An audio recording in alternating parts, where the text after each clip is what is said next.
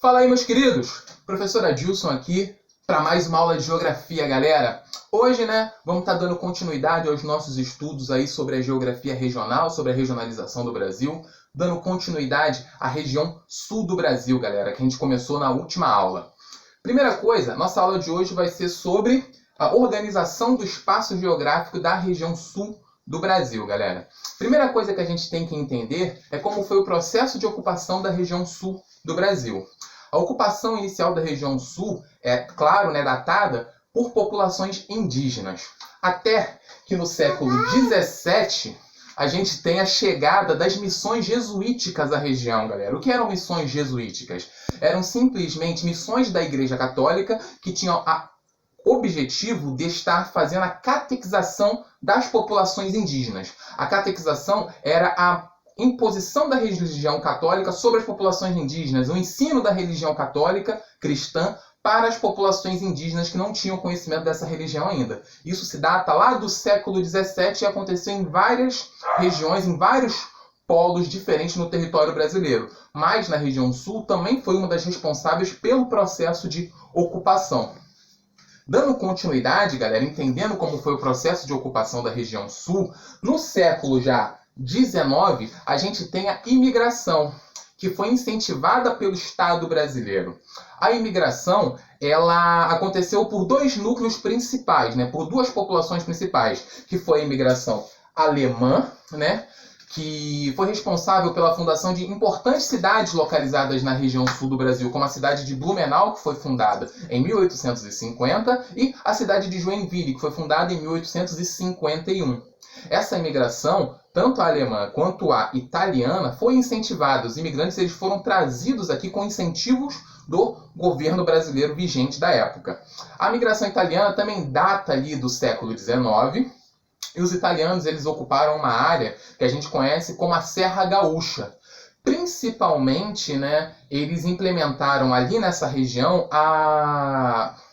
fazendas que cultivavam uvas para a produção de vinhos. Eram conhecimentos que eles traziam das suas nações para essa área que eles ocuparam. Encontraram ali na região sul as características similares que favoreceriam a produção desse tipo de cultivo. Ainda hoje, nós temos grandes rótulos de vinhos famosos, nacionais, que têm sua origem com a imigração italiana lá em meados do século XIX, galera. Beleza? Dando continuidade, a gente tem que entender que também outras populações chegaram a essa região por volta desse período, mas que menos expressivas, se você for fazer uma comparação entre os italianos e os alemães. Principalmente populações polonesas, populações ucranianas, e japoneses também. Beleza? Tratando um pouco agora, galera, sobre a infraestrutura. O que é infraestrutura? São as vias de transporte, comunicação. Principalmente aqui, a gente está relacionando isso com o processo de ocupação. Principais vias, as primeiras vias de infraestrutura implementadas na região foram as ferrovias, galera. Por volta também do século XIX, com a chegada da imigração, a produção, a uso agropecuário, como escoamento da produção do interior do território para o litoral, para os portos, foi implementado o sistema de rodovias, que era um transporte rápido e tecnicamente muito mais barato. Beleza? Principalmente, foi construído e implementada o grande projeto da Estrada de Ferro São Paulo-Rio Grande, que tecnicamente nunca foi concluído totalmente o trecho, o seu trecho idealizado inicialmente. E, dando continuidade, já no século XX, galera, começou o processo de implementação de rodovias sobre o território.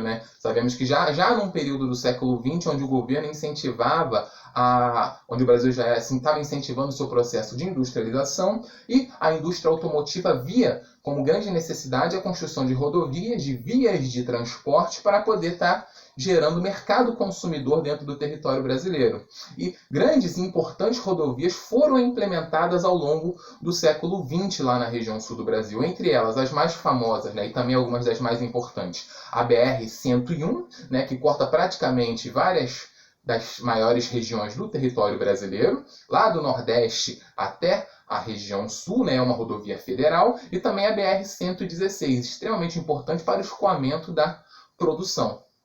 Beleza? E esse desenvolvimento das rodovias, a implementação das rodovias, isso gera um grande crescimento no processo de urbanização da região sul do Brasil. Porque agora você tem vias de escoamento do interior para as capitais, do interior para o litoral, que são vias que facilitam o transporte das mercadorias, potencializando ali a capacidade produtiva da região sul do Brasil.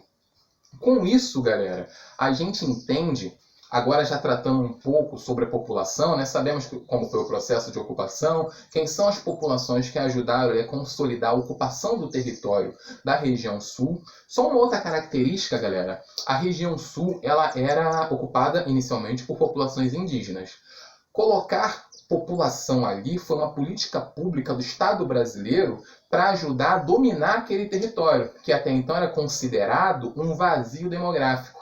O Brasil, o Estado brasileiro, não tinha total posse sobre aquele território por ter uma população pouco expressiva. Então, colocar uma população ali a mando do Estado como política pública ajuda o Estado brasileiro a consolidar o seu poder sobre aquela fração do território que ainda estava distante, né, do poder público do Estado brasileiro. Com isso, galera, esse processo de ocupação como política pública faz com que hoje a região sul do Brasil, em comparação com outras regiões, é aquela que tem a densidade demográfica mais homogênea. O que significa isso? É na região sul do Brasil que você tem a maior e melhor, vamos dizer assim, né, distribuição da população sobre o território. Em comparação com outras regiões do Brasil, onde você tem áreas com uma população muito grande e outras áreas mais vazias, você tem uma grande distribuição da população ao longo de todo o território. É claro, você tem os núcleos mais industrializados, com um melhor desenvolvimento, que você tem uma concentração maior de população. Mas, de maneira geral, em comparação com todas as outras regiões do território brasileiro, é aquela que tem a densidade demográfica mais equilibrada, se é que a gente pode dizer assim. Tem a melhor distribuição, né? A população está mais distribuída pelo território. Você tem concentrações, principalmente em Curitiba e em Porto Alegre, onde você tem as maiores densidades demográficas da região.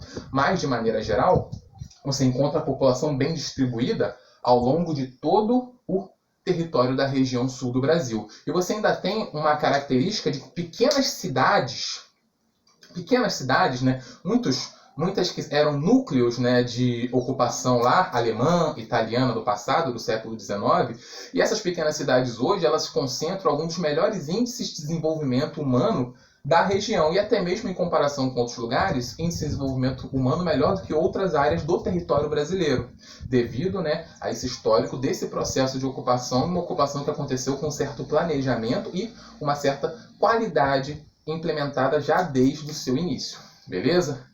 E com isso, galera, a gente finaliza aí a nossa ideia, a nossa aula sobre a organização do espaço geográfico. Falamos aí sobre o início do processo de ocupação, as populações que ajudaram a consolidar a ocupação dentro do território. Tratamos um pouco da importância da infraestrutura, principalmente as vias de escoamento de produção. Vamos estar falando sobre o desenvolvimento econômico da região sul na nossa próxima aula e vamos entender a importância direta dessas vias de escoamento, e falamos um pouco hoje sobre o panorama da população, como a população se distribui no território hoje e um pouco da sua qualidade de vida. A qualidade de vida que a população da região sul encontra devido ao processo de ocupação e à implementação de infraestrutura já cedo nessa região em comparação com outras regiões do território brasileiro. Espero que tenha ficado claro para vocês, espero que vocês tenham gostado dessa aula e até a nossa próxima aula, galera.